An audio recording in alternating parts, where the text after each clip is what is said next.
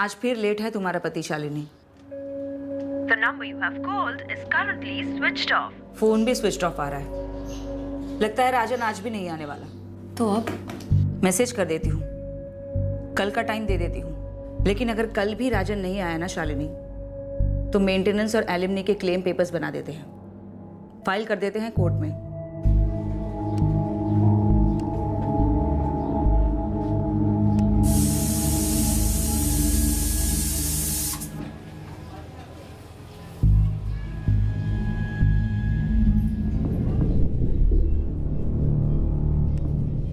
शालिनी का पति राजन अब उसे कभी नहीं मिलने वाला था। दरअसल राजन के घर में 2 लाशें पड़ी थी।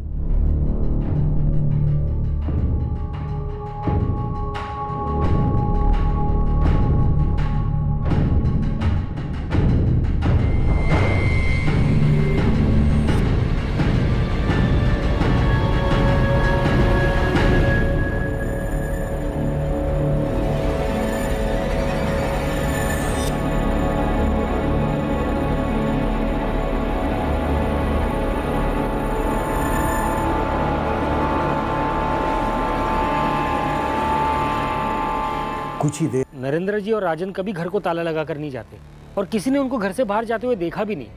ऊपर से बदबू, सर ये कोई चूहा मरने की बदबू नहीं है सर, जरूर कोई गड़बड़ है।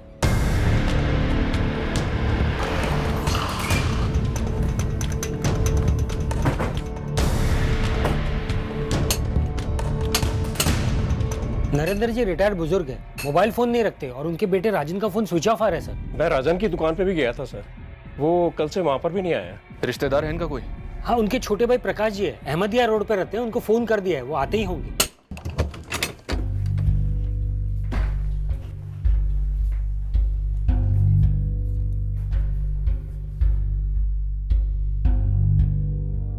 सर यहाँ कुछ तो हुआ है।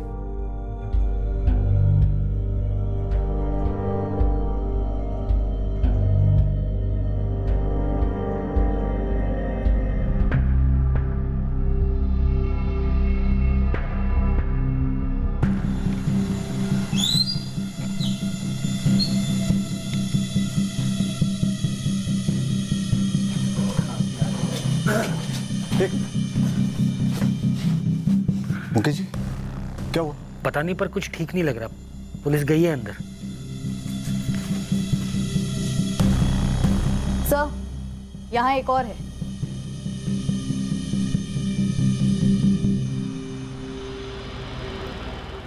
ये शायद राजन पाटीदार है।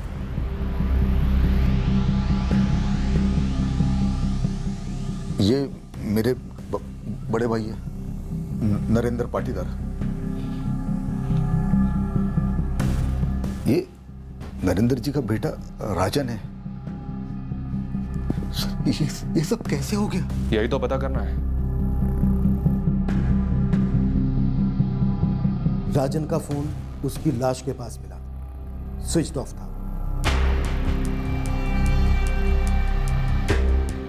घर में कैश था जिसे छुआ तक नहीं गया था, पर क्राइम सीन को लूट का रंग जरूर दिया गया था।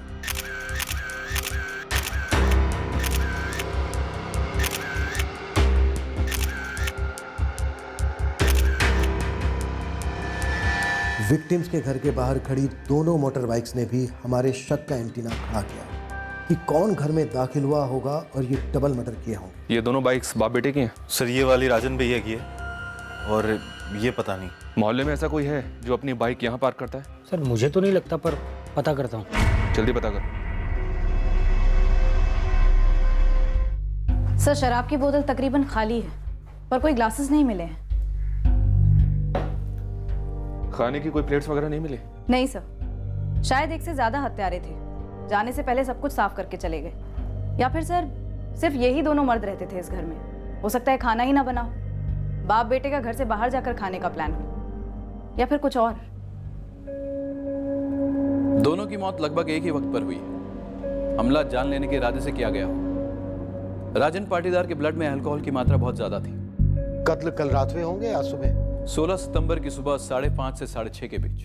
अटैक बहुत भयंकर था इंस्पेक्टर। हमले के लिए चाकू या चॉपर का इस्तेमाल किया गया। राजन पर 11 बार स्टैबिंग हुई।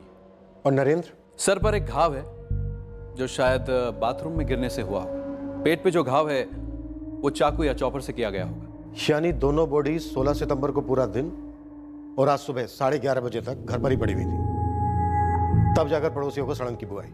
आपने कहा घर बाहर से बंद था, तो घर पर 2 दिन तक कोई आया ही नहीं? अखबार वाला, दूध वाला या कोई और?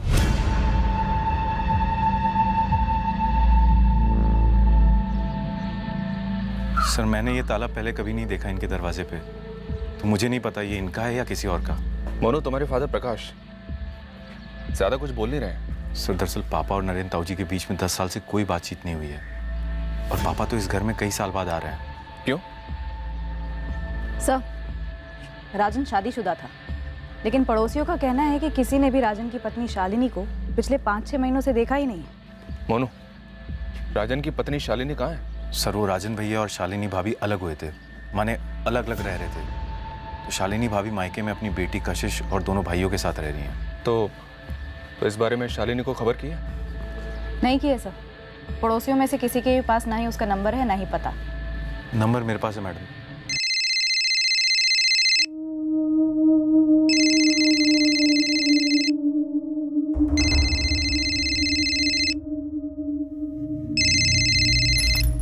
हेलो, शालिनी पाटीदार?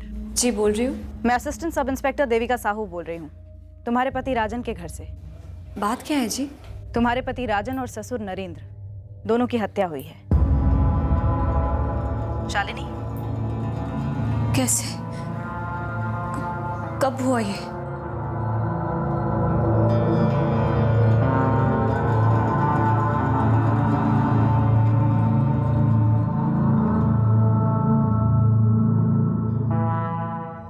सर राजन के घर के बाहर जो दूसरी बाइक खड़ी मिली वो किसी मोहल्ले वाले की नहीं है। तो फिर राजन के घर के बाहर क्यों खड़ी थी? अभी तक पता नहीं है सर। बाइक का नंबर आरटीओ भेजा है। सर अगर ये नंबर प्लेट जाली होगा तो बाइक हत्यारों की हो सकती है। ये नरेंद्र पाटीदार रिटायर्ड सरकारी कर्मचारी थे? जी हाँ सर, म्यूनिसिपल स्कूल से बतौर वाइस प्रिंसिपल रिटायर हुए। और बेटा राजन? राजन की कोई फिक्स नौकरी नहीं थी सर। ये लोगों को पैसे उधार दिया करता था, साहूकारी करता था। उधार देने के लिए पैसे आते कहाँ से थे इसके पास? अभी तक क्लियर नहीं है सर। वैसे मोहल्ले वालों का कहना है कि बाप नरेंद्र के पीएफ के पैसों से इसने एक दुकान खरीद रखी थी। ये वहीं से साहूकारी करता था। और राजन की पत्नी शालिनी? शिनाख्त के लिए गई सर। राजन पाटीदार ब्याज पर पैसे देता था, तो कहीं लेन देन की गड़बड़ी में तो इसका मर्डर नहीं हुआ है, या फिर कोई पर्सनल एंगल है? सर राजन की बॉडी पर 11 स्टेप्स हैं, एक से एक गहरे। मामला लगता तो पर्सनली। अगर कोई पर्सनल मामला होता तो हमें कैसे पता होगा सर? सर इन दोनों का ज़्यादा किसी से मेल मिलाप नहीं था, और नरेंद्र जी के रिटायर होने के बाद में वो पूरा दिन घर पे ही होते थे, और सुबह शाम यहाँ कुर्सी पर बैठकर वो धूप सेका करते थे। बड़े सीधे साधे थे नरेंद्र जी, न कभी किसी से झगड़ा, न ही कोई बोलचाल। ये राजन की पत्नी शालिनी राजन से अलग कब हुई और क्यों? कुछ महीने पहले शालिनी यहाँ से चली गई थी, लेकिन क्यों गई थी ये पता नहीं है सर। नरेंद्र जी की अपने छोटे भाई प्रकाश पाटीदार से बनती नहीं थी, आना जाना भी नहीं था एक दूसरे के घर पे, पर किसी का तो आना जाना होगा ही। अच्छा, नरेंद्र जी के घर पे कोई काम वाली भी नहीं आती थी क्या? सर एक है, कभी कभार देखा है उसको यहाँ आते जाते हुए। उसका नाम बाबू। सर एक है, कभी कभार देखा है उसको यहाँ आते जाते हुए। उसका नाम बाबू राम है।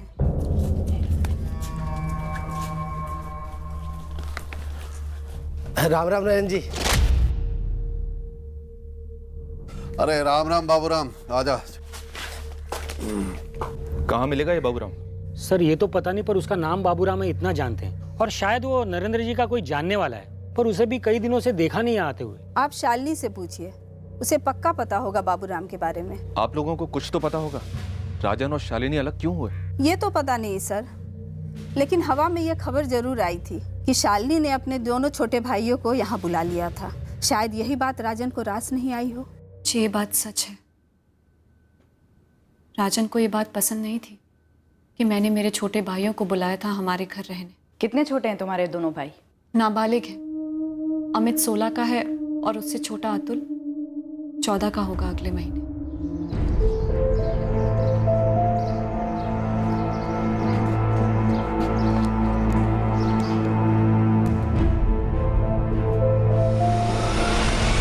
बहुत भयंकर तरीके से हत्या हुई तुम्हारे पति और ससुर की। कुछ अंदाजा है क्यों हुआ ऐसा? किसी पर शक है? क्या बताऊं सर, मैं तो वहाँ थी भी नहीं।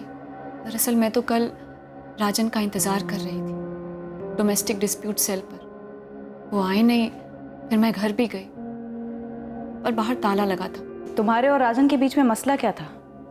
सिर्फ इतना ही कि राजन अपने घर में तुम्हारे दोनों छोटे भाइयों को रहने नहीं देना चाहता था। जी, मेरे छोटे भाई नाबालिग हैं अभी, उन्हें मेरी ज़रूरत है, लेकिन ये बात राजन कभी समझते ही नहीं थे।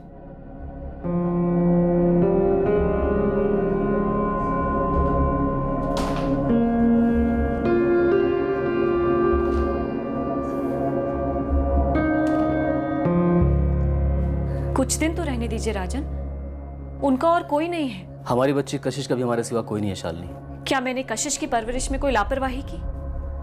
आगे भी ना हो इसलिए कह रहा हूँ। और ये क्या तुमने सब कुछ अपने सर पे ले रखा है? हाँ, तुम्हारी बहन सोनिया भी तो है, वो भी तो कुछ कर सकती है उनके लिए। मैं बड़ी हूँ राजन, मेरी जिम्मेदारी बनती है। और अपने परिवार के प्रति तुम्हारी कोई जिम्मेदारी नहीं है।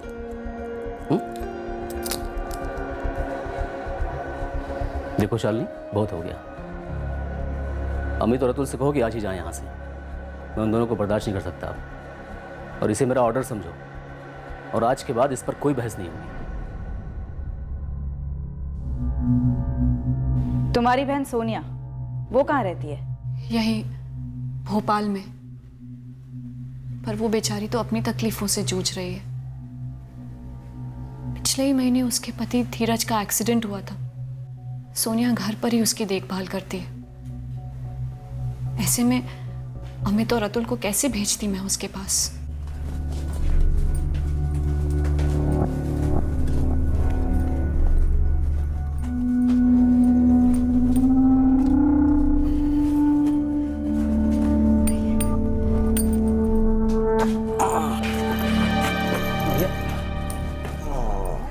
सिद्धेश सुन, मेरे मैनेजर अश्विन जी का घर पता है ना तुझे? तुरंत जाकर बोल दे मैं जल्द से जल्द ऑफिस ज्वाइन कर लूंगा। कैसी बातें कर रहे हैं आप धीरज भैया? आप आराम करिए अभी, या लंबी छुट्टी ले लीजिए, या बाद में कोई दूसरी नौकरी देख लेना। आप ढंग से खड़े भी नहीं हो पा रहे हैं, ऐसी हालत में आप काम कैसे करेंगे? सोनिया, अगर ऐसे ही बैठा रहा ना तो मेरी हालत और भी बिगड़ती चली जाएगी। अब भैया जो हो गया सो हो गया ना, अभी आप सिर्फ ठीक होने की सोचिए। अच्छा, मैं चलता हूँ।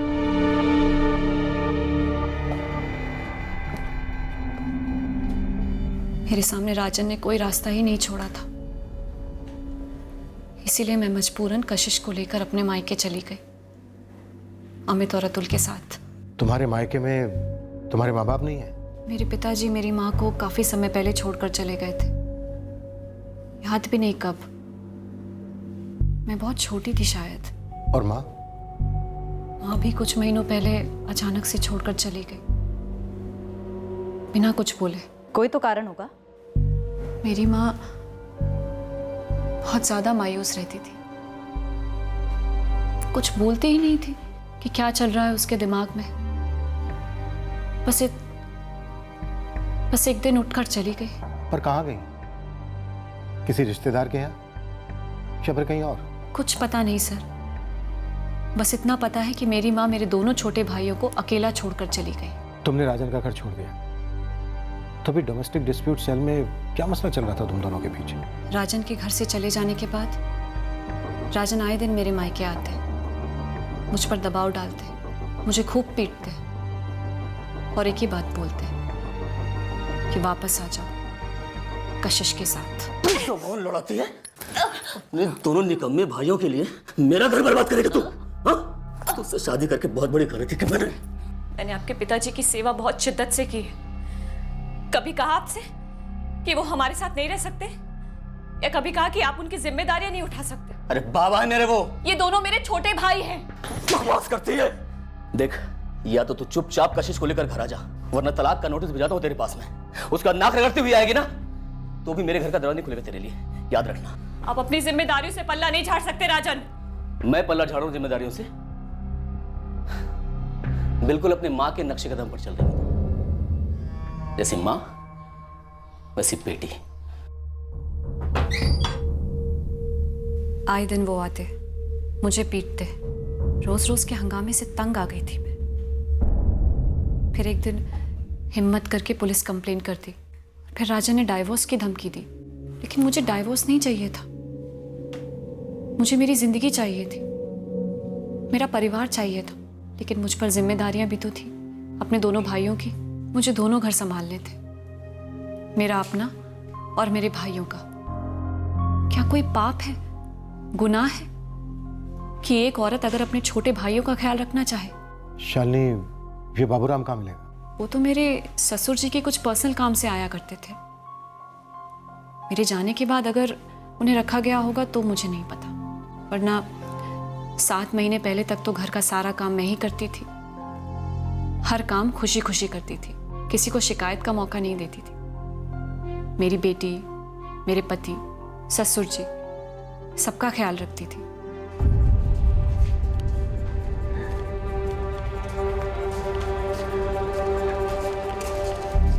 इस बाबूराम का हमारे पास कोई फोटो नहीं है, ना कोई नंबर है, ना कोई पता। गरोड़िया नगर में भी इसके बारे में किसी को कुछ नहीं मालूम है गुरु। और 15 सितंबर से ये बंदा आया भी नहीं है काम पे। बिल्कुल। और जिस तरह से ये दोनों कत्ल हुए, ये कोई निजी दुश्मनी का मामला लगता है गुरु। कोई चोरी हुई हो ऐसा लगता नहीं है, पर चोरी का रंग देने की कोशिश की गई। लग जाता हूँ इस बाबूराम को खोज निकालने में। हो सकता है बाबूराम कत्ल की कड़ी हो या फिर कत्ल का जरिया। कत्ल में शालिनी का हाथ भी हो सकता है, पर इस वक्त कुछ कहना बहुत जल्दी होगा। डोमेस्टिक डिस्प्यूट सेल से पता करो कि राजन और शालिनी के मसले की हकीकत क्या है। एक और बात है सर, शालिनी का इस कत्ल में हाथ हो या ना हो, मुझे लगता है कि वो हमसे जरूर कुछ छुपा रही है, सब कुछ खुलकर नहीं बता रही है।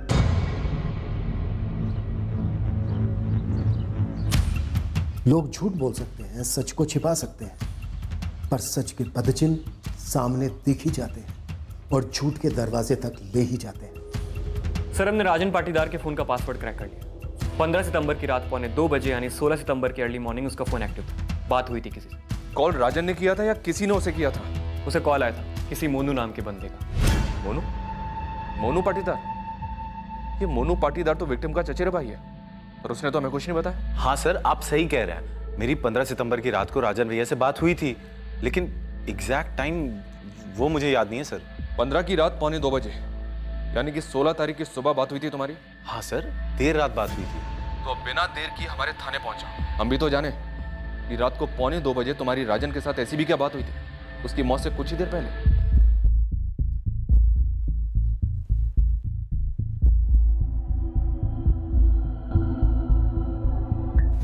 17 सितंबर की डेट दी थी मैंने राजन पाटीदार को कि आए यहाँ और अपना जो भी फैसला है हमें बता दें, डिवोर्स लेना है या सुलह करनी है। और इस आखिरी फैसले के पहले ही राजन का मर्डर हो गया, और उसके पिता नरेंद्र का भी। ऐसा है ना देविका, मैं पक्का तो नहीं बोल सकती कि इस डबल मर्डर में शालिनी का हाथ है या नहीं, लेकिन हाँ 17 सितंबर को शालिनी यहीं बैठी थी राजन का इंतजार करते हुए। अब वो ड्रामा कर रही थी या सच में इंतजार कर रही थी, ये बताना मेरे लिए बहुत मुश्किल है।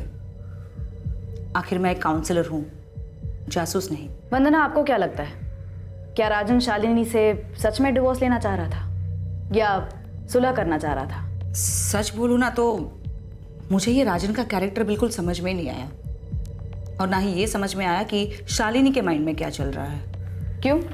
ये केस हमारे पास बतौर कंप्लेंट आया था शालिनी की तरफ से कि राजन उसे मारता है, और जब मैं इन दोनों को साथ में बिठाकर यहाँ सुलह करवाने की कोशिश कर रही थी तब राजन ने कह दिया कि उसे डिवोर्स चाहिए। ठीक है, बहुत हो गया, इस बात को यहीं खत्म करते हैं। मैं तलाक के लिए राजी हूं। अगर दोनों का यही फैसला है तो बिना लड़ाई झगड़े के कर देते हैं डिवोर्स। क्यों शालिनी? मैंने अभी तक डाइवोर्स का नाम तक नहीं लिया। मुझे नहीं चाहिए डाइवोर्स। तो और क्या चाहिए तुझे? हाँ, दो नाव की सवारी करेगी, एक तरफ अपने मायके की चाकरी करेगी और दूसरी तरफ मैं अकेला सड़ता रहूंगा, ना शादी का सुख ना औलाद का सुख। मैं घर लौटने को तैयार हूं। पहले राजन ने एकाएक डिवोर्स की बात करके चौंका दिया, और फिर शालिनी जो हमारे पास घरेलू हिंसा की फरियाद लेकर आई थी एकदम से उसके साथ घर लौटने को तैयार हो गई क्योंकि राजन ने डिवोर्स की बात कही। शायद यही वजह रही होगी। बात यहीं पर खत्म नहीं होती। जब राजन से मैंने कहा कि डिवोर्स के बाद कितने खर्चे होंगे एलिमनी और मेंटेनेंस को लेकर, तो फिर से पलट गया, कहा कि मुझे मंजूर है शालिनी मेरे साथ घर लौटे। 17 सितंबर को फुल एंड फाइनल करना था कि डिवोर्स चाहिए या साथ में रहना है, लेकिन उसके पहले ही मर्डर हो गया। अब बात हो ही रही है तो एक बात और बता दूं, मुझे हमेशा ही डाउट रहा है कि शालिनी की अपने पति के घर छोड़ने की वजह कुछ और ही है। मतलब अपने भाइयों की देखभाल करने के अलावा कोई दूसरी वजह? हाँ, मेरे पास इस बात का कोई पक्का सबूत तो नहीं है, लेकिन मुझे लगता है इस पति पत्नी के बीच कोई और है। शालिनी का या राजन का? राजन। मोनू, तूने हमें इस कॉल के बारे में क्यों नहीं बताया? तूने राजन को रात को 2:45 बजे फोन किया और पोस्टमार्टम रिपोर्ट के हिसाब से राजन का कत्ल सुबह 5:30 से 6:30 के बीच हुआ। मोनू, कत्ल के पहले राजन ने किसी के साथ बैठकर काफी शराब पी थी। क्या वो तू था? बिल्कुल नहीं सर, मैं तो घर पे था, घर ही से फोन किया था। रात के 2:45 बजे या तो कोई इमरजेंसी में फोन करता है या फिर ब्रेक में। सर वो मैंने राजन भैया को इसलिए फोन किया था ये बताने के लिए कि मैं उनसे 3 लाख का लोन लेने के लिए तैयार हूँ। और ये रात को 2:45 बजे कहने की जरूरत क्यों पड़ी? सर उसके एक दिन पहले 15 की शाम को राजन भैया मेरी दुकान पे आए थे और ये ऑफर की बात तो एक अरसे से हम करते आ रहे थे। कैसा ऑफर? यही सर कि राजन भैया मेरे लिए पैसों का इंतजाम करने वाले थे लोन के लिए। और राजन ये इंतजाम कैसे करने वाला था? घर बेच के। तो क्या सच में घर बेच रहे हो आप? अब अच्छा ऑफर मिल रहा है तो क्या करूं? देख, दुकान तो है ही है, वहीं ऊपर एक कमरा बना दूंगा, बाबूजी वहां शिफ्ट हो जाएंगे और मैं नीचे दुकान में, और घर का पैसा डाल दूंगा रोलिंग में, ऐश करूंगा। और शालिनी भाभी और कशिश वो दोनों वापस नहीं आ रहे हैं क्या? उनकी छोड़, काम की बात कर। तुझे नई दुकान डालनी है ना, यही सही मौका है। मैं तुझे बैंक से भी कम ब्याज पे लोन दूंगा, तेरा भी काम आसान हो जाएगा, मेरा ही फायदा। मैं सोच के बताता हूँ भैया। सोच, लेकिन ज्यादा मत। गरम पैसा हमेशा हाथ में नहीं रहता, सब लोन मांग रहे हैं। अब तू तो अपना खून है, तेरा फायदा मेरा फायदा, मतलब इससे अच्छा आइडिया क्या हो सकता है? घर का पैसा घर में ही रहेगा ना। मैं ही हिचकिचा रहा था क्योंकि मैंने सुन रखा था राजन भैया के तरीकों के बारे में। कैसे तरीके? सर राजन भैया कोई लोन की किस्त देने में एक दिन भी लेट करता ना तो उसको बहुत जलील करते, खूब खरी खोटी सुनाते, तू तड़ाक में बात करते, गिरवी में कोई ना कोई सामान उठवा लेते। मुझे ये सब में नहीं पड़ना था, लेकिन कम ब्याज का लालच था, तो बस मैं रात में सोचने बैठा और फोन लगा दिया उन्हें। सर यकीन कीजिए मेरा, मैं झूठ नहीं बोल रहा हूँ। राजन घर कैसे बेच रहा था? और शालिनी को यह बात पता थी कि राजन घर बेच रहा है? इन दोनों के बीच सुलह होने वाली थी, डिवोर्स? ये सब मुझे कैसे पता होता सर? तभी सामने से खुद मैंने पूछा राजन भैया से, शालिनी भाभी और कशिश उनका क्या होगा घर बेचने के बाद? मजा नहीं आ रहा है मोनू तेरे झूठ में। चल अब सच बोलते हैं, तेरे नरेंद्र ताऊ और राजन भैया को किसने मारा? सर मुझे कैसे पता होगा सर? आप मेरे मम्मी पापा से पूछे।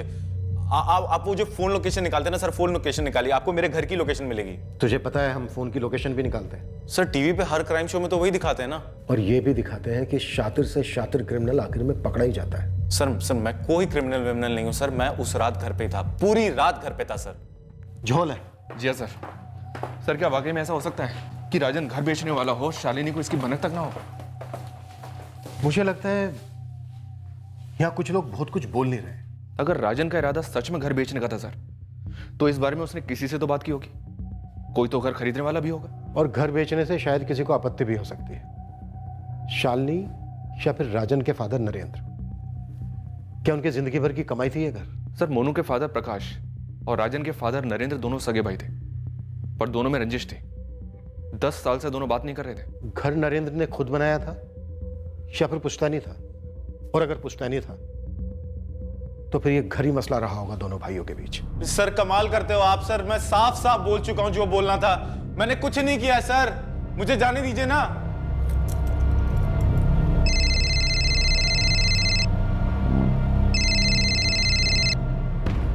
हेलो, प्रकाश पाटीदार, मैं सब इंस्पेक्टर ठाकुर बोल रहा हूँ। हाँ बोलिए। आपसे कुछ बात करनी है। किस बारे में? आपके बड़े भाई नरेंद्र और भतीजे राजन के कत्ल के बारे में, और अगर इसके अलावा और भी कोई बात है तो वो भी करेंगे। सर मैं ये पहली बार सुन रही हूँ, मुझे तो यकीन नहीं हो रहा है कि राजन अपना घर बेचना चाहते थे, वो भी मुझे बिना बताए। शालिनी हमारे साथ लुका छुपी कौन खेल रहा है, मोनू या तुम? मैं राजन के बारे में क्यों कुछ छुपाऊंगी सर? मेरे बच्ची के पिता थे वो, उनसे सुलह करके घर लौटना चाह रही थी मैं। तुम वाकई में घर वापस लौटना चाह रही थी? सर आप मुझ पर शक कर रहे हैं? मुझ पर? सर आरटीओ पेपर्स, राजन की बाइक के पास में जो बाइक पार्क थी वो किसी जितेंद्र चौबे के नाम पर रजिस्टर्ड है। ये जितेंद्र राजन के ही मोहल्ले का है? नहीं सर, उसके मोहल्ले से काफ़ी दूर का एड्रेस है। ट्रैक कर लिया है उसे, जितेंद्र का नंबर भी निकाल लिया है। फ़ोन ऑन है उसका, लेकिन उसे फ़ोन नहीं किया है अभी तक। तुरंत उठा लो। मालिक, वो आपका बाबूराम जो था, पाटीदारों के घर काम करने वाला। राम राम राजन जी। वो हवा हो गया भोपाल से, गायब। गायब कब हुआ? ये तो ठीक से किसी को पता नहीं है। उसका मोबाइल नंबर मिला है पर बंद है, और बंदा बोरिया बिस्तर के साथ गायब हुआ है। गुरु, इस बाबूराम का हमारे हाथ लगना बेहद ज़रूरी है। ये इस केस की अहम कड़ी हो सकता है। वैसे एक कड़ी हमारी भी हाथ लगी है। वो जो लावारिस बाइक के बारे में बताया था ना, राजन के घर के बाहर खड़ी थी, उसका मालिक ट्रेस हो गया, उड़वा लिया उसे। सर बाइक छुड़वा नहीं पाया था, इसलिए आपको वहाँ पर मिली। छुड़वा नहीं पाया? गिरवे रखी थी राजन के पास बाइक? 50,000 लिए थे राजन भाई से, सिर्फ 15,000 लौटा पाया था और 1 साल से ऊपर हो गया था। जब नहीं लौटा पाया था तो राजन भाई चढ़ गए मेरे ऊपर। राजन भाई बाइक लेकर मत जाओ, मेरी खटिया खड़ी हो जाएगी। राजन भाई, मैं ऑफिस जाता हूँ इस पर। ऑफिस जाता ना तो महीने के आखिर में सैलरी मिलती होगी तुझे, घर भी चलता होगा उसी से, गाड़ी में पेट्रोल भी डालता है। इन साले किस्त तो बहुत दूर की बात है, सही ढंग से ब्याज भी नहीं लौटा पाया तू अभी तक। लौटा दूंगा। लौटा दे, तुझे बाइक लौटा दूंगा। 6 महीने हैं तेरे पास, पूरे पैसे मुझे मिल गए तो ठीक है, नहीं तो बेच दूंगा इसे। राजन भाई ऐसा मत करो राजन भाई। शेर बकरी से दोस्ती कर लेगा तो घास खाने के दिन आ जाएंगे। पैसे लेके आ, बाइक लेके जा। किस मुंह से उन्हें रोकता साहब, मैं बताओ। 4 महीने तक कुछ नहीं दे पाया, बाइक वहीं पड़ी रही। और तू वहां पहुंचा 15 सितंबर की रात को। गुस्से में आकर तूने राजन को मार डाला और साथ में उसके बूढ़े बाप को भी। साथीदार कौन था तेरा? जो दूसरा देनदार? ये सब क्या बोल रहे सर आप? मैं ईमानदार आदमी हूँ, ईमानदारी से अपना काम करता हूँ। मैंने ना अपनी बहन की शादी के लिए 50,000 रुपये लिए थे राजन भाई से, क्योंकि मेरी उनसे पुरानी जान पहचान थी और मैंने आज तक कोई गलत काम किया ही नहीं है। चुप रहना भी गलत काम होता है जीतू। तेरी ये बाइक की तस्वीर भोपाल के हमने हर अखबार में छापी थी। ऐसा हो ही नहीं सकता कि तूने देखी ना हो। देखी थी। फिर भी चुप रहा, क्योंकि चोर की दाढ़ी में तिनका। कोई तिनका उनका नहीं था सर। मैं डरा हुआ था, आप लोगों ने बाइक की तस्वीर ऐसे छापी थी जैसे बाइक का मालिक ही खूनी हो। मैंने ये सोचा कि मैं सामने से जाऊंगा, मेरी लग जाएगी। तो अब क्या कम लगेगी तेरी? सर मैं एक सीधा आदमी हूँ, मेरी एक गलती है कि मैं लोन नहीं लौटा पाया, लेकिन मेरा लौटाने का इरादा पक्का था और लौटा भी देता। राजन भाई जब बाइक लेकर गए थे ना, थोड़ा दुख हुआ था, तकलीफ हुई थी, लेकिन वो तो अपनी जगह गलत नहीं थे। मेरी कोई रंजिश थोड़ी थी राजन भाई के साथ। रंजिश गलत शब्द है। खटास थी हमारे बीच, खटास। वजह? जमीन। राजन जो घर बेच रहा था, पूछता नहीं था? सर पहली बात तो मुझे मालूम ही नहीं था कि वो घर राजन बेच रहा है कि नहीं। कैसे मालूम होगा? और दूसरी बात, वो पुश्तैनी नहीं था। नरेंद्र भाई साहब ने खुद अपनी कमाई से खरीदा था। तो फिर कौन सी जमीन का मसला था? पुश्तैनी खेत। नरेंद्र भाई साहब थोड़े अड़ियल किस्म के इंसान थे। बड़ा हिस्सा अपने पास रख लिया, छोटा मुझे दे दिया, जबकि जरूरत ज्यादा मुझे थी। बात पुरानी है, लेकिन गुस्सा तो बना रहा। लेकिन राजन और मोनू में बनती थी। वो एक दूसरे से मिलते थे, बात करते थे, पर उनमें क्या बातें होती थी वो मुझे पता नहीं। पर राजन घर बेच रहा है ये बात सिर्फ मोनू को पता थी, शालिनी को भी नहीं। ऐसा कैसे हो सकता है? सर आप मोनू पर शक कर रहे हो? सर जरा सोचिए, राजन को और नरेंद्र भैया को मारकर क्या वो घर मोनू का हो जाता? बिल्कुल नहीं। शालिनी और कशिश का हो जाता। होता नहीं होता, हमसे क्या मतलब, लेकिन हमारा तो नहीं होता ना सर। सर मोनू ने कुछ नहीं किया, प्लीज उसे छोड़ दीजिए आप। प्रकाश जी, एक बाबूराम है जो आपके भाई के घर काम करता था, क्या ये उसका किया कराया हो सकता है? किसी ने उसे पैसे दिए ऐसा करने के? प्रकाश जी, क्या बाबूराम ऐसा कर सकता है? सर ये बाबूराम जो है वो नरेंद्र भैया जिस स्कूल में उपाध्यापक थे वहां पे चुटपुट काम किया करता था। और मैं कैसे बता सकता हूं कि उसी ने नरेंद्र भैया का खून किया है, नहीं किया है? हो भी सकता है, नहीं भी हो सकता है, लेकिन मोनू ने नहीं किया है। आप मोनू को छोड़ दीजिए प्लीज। अगर बाबूराम ने ये किया है तो किसके कहने पर किया होगा? किसके लिए किया होगा? उसकी किसी के साथ कोई पुरानी दुश्मनी, कोई भड़ास? पता नहीं अब वो कहाँ है। गुस्से में घर छोड़कर चली गई थी। शालिनी के साथ हमारी बात हो रही है, वो अपने मायके में ही है। शालिनी नहीं, मैं रानी भाभी की बात कर रहा हूं, नरेंद्र भाई साहब की पत्नी। शालिनी के साथ हमारी बात हो रही है, वो अपने मायके में ही है। शालिनी नहीं, मैं रानी भाभी की बात कर रहा हूं, नरेंद्र भाई साहब की पत्नी। वो जिंदा है? उनके साथ होती तो जीते जी मर जाती। नरेंद्र भाई साहब अच्छे पति नहीं थे,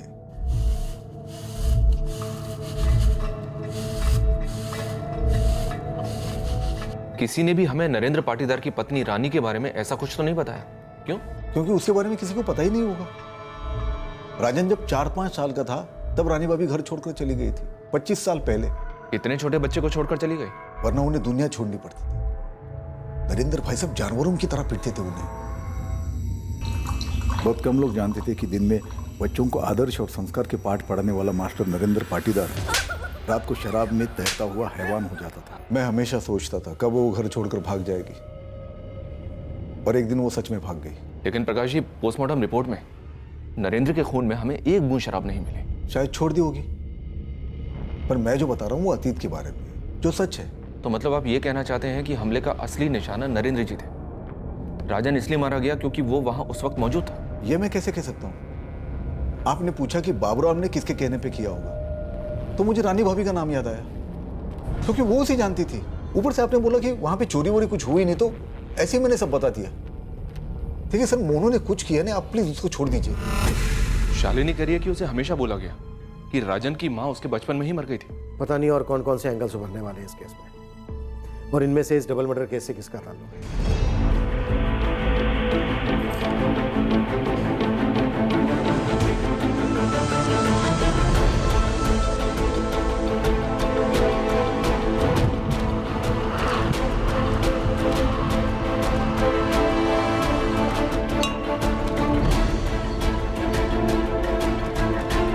मुझे माफ कर दो भगवान, मुझे माफ कर दो। राजन पाटीदार के फोन रिकॉर्ड्स आ गए। इनमें से 3 औरतों से वो रेगुलर टच में था। महिमा शुक्ला, पूजा जैन और नैना प्रजापति। पिछले 8 महीने में लगभग रोज राजन की बातें इन तीनों से होती थी, कभी कभी तो कई घंटों तक। पर इनमें से किसी का भी नाम सामने नहीं आया है। यहाँ काफी कुछ ऐसा है जो हमसे छिपाया जा रहा है। इस घरेलू झगड़े को काउंसलर तक ले जाने के कारण भी मुझे गड़बड़ लग रही है। माजरा कुछ और है और पेश कुछ और किया जा रहा है। फिर तो इस डबल मर्डर की प्लानिंग काफी पहले से हुई होगी सर। कम से कम एक मर्डर की तो हुई होगी, दूसरा कत्ल हो गया होगा। अमित, अमित, कब समझेगा तू अमित? कब समझेगा? जहर है ये, जहर। तेरी देखा देखी अगर अतुल को भी ये लत लग गई तो ऐसे ही चाहता है तू?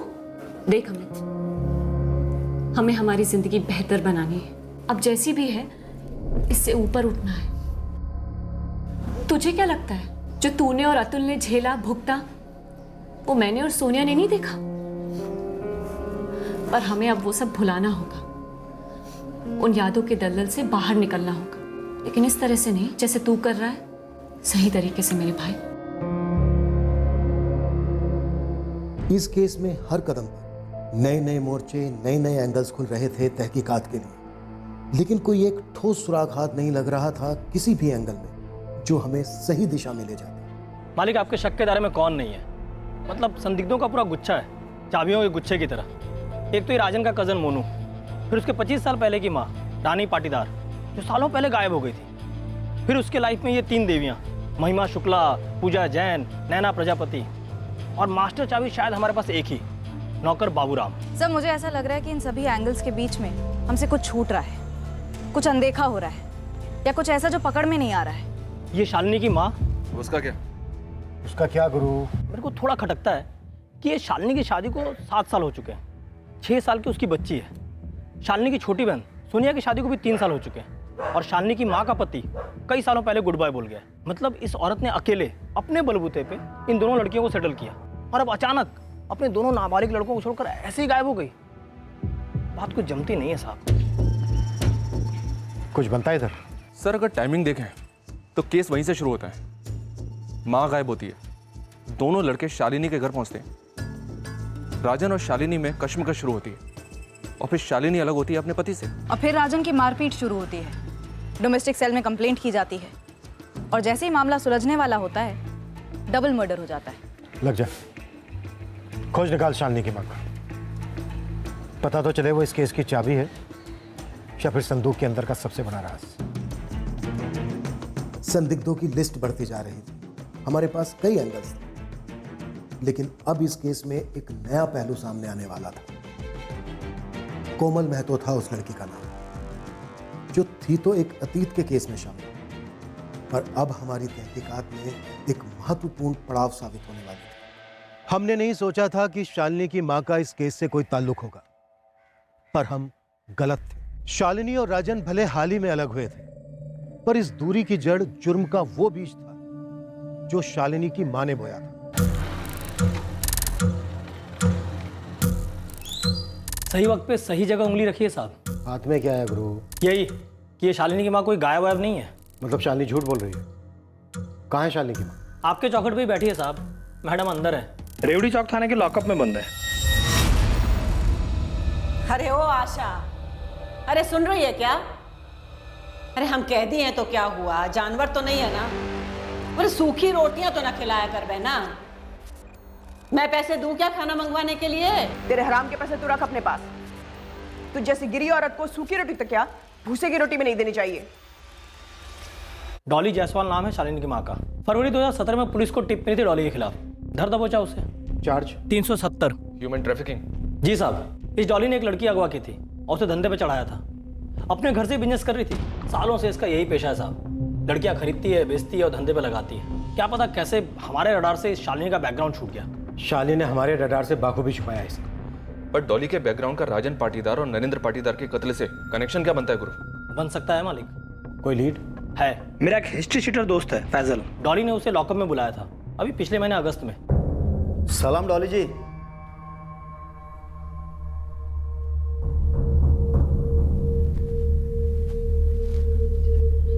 सुन, तू भोजपुर जा। गंगाधर 25,000 देगा। यहाँ सुरेश को पकड़ा आज के आज। जिसको पैसे भेजे गए थे वो सुरेश कौन है ये अभी तक पता नहीं चला है साहब। हो सकता है राजन कुमार की सुपारी दी गई हो और नरेंद्र साथ में मारा गया। सुपारी किसे दी गई? सुरेश को? नहीं सर, लेकिन सर ये सुरेश कोई जरिया हो सकता है जिसने सुपारी दी नरेंद्र के नौकर बाबूराम को। और बाबूराम गायब है, तो इस एंगल में दम लग रहा है साहब। पर इतना सब शालिनी के लिए? क्यों नहीं साहब, डॉली की जगह शालिनी अपने दोनों भाइयों की माँ बनकर रह रही है, और तब से रह रही है जब से ये डॉली फरवरी में अंदर हुई है। और शालिनी ने आप लोगों से ये झूठ बोला कि डॉली अपने दोनों बच्चों को छोड़कर चली गई है। मुझे लगता है ये सब अंदर का खेल है। ये कांड माँ बेटी की मिली भगत हो सकती है। अब तो शालिनी से कड़ी पूछताछ बनती है और इस डॉली का कच्चा चिट्टा और खोलना होगा। क्या केस था जिसमें अंदर हुई, उसकी डिटेल्स भी निकलो।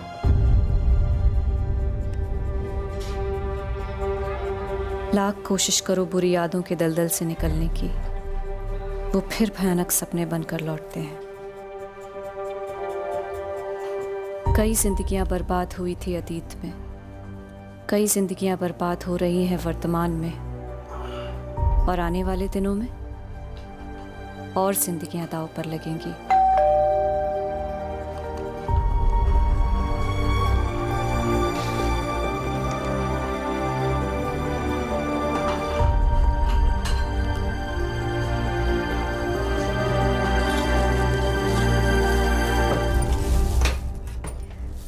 तुझे राजन जीजा जी को छोड़ना नहीं चाहिए था दीदी। मुझे पता नहीं था कि उन्हें जान की कीमत चुकानी पड़ेगी। तुझे लगता है कि माँ ने ये सब कराया है?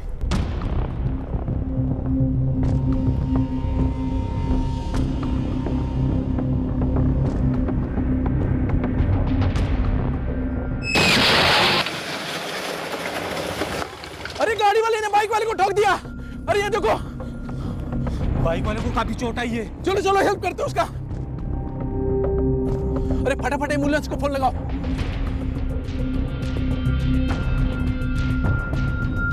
अब भी एंगल्स अनेक थे, सवाल बेशुमार थे, और हम तरस रहे थे उस ब्रेक थ्रू, उस एक ठोस सुराग के लिए जो कील ठोक देता इस केस में। ये 7 महीने पहले का ट्रैफिकिंग केस क्या था जिसके चलते शालिनी की मां डॉली जायसवाल गिरफ्तार हुई थी? क्या इस हत्याकांड का शालिनी के बहनोई धीरज गुर्जर के एक्सीडेंट से कोई ताल्लुक था, या इस केस का कनेक्शन उन 3 लड़कियों से था जिनसे राजन पाटीदार की अक्सर फोन पर बातें होती थी, जिसके चलते शालिनी ने गुस्से में अपनी मां डॉली के जरिए राजन का कत्ल कर दिया? क्या इस डबल मर्डर केस में बाबूराम एक अहम खिलाड़ी था? क्या उस तक पहुंचने से इस केस को ब्रेक थ्रू मिलने वाला था?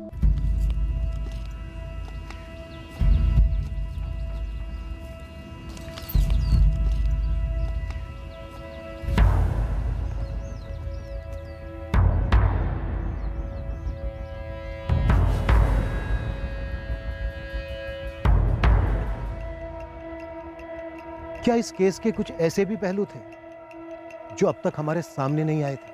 कातिल ने जितनी भी शातिर चाल चली थी, हमने भी ठान ली थी कि हम इस केस की तह तक जाएंगे, गुनहगारों का और कत्ल के मकसद का भी पता लगाएंगे कि इस डबल मर्डर में असली निशाना कौन था और कौन मौके पर होने की वजह से मारा गया। कल रात हम इस केस को अंजाम देंगे।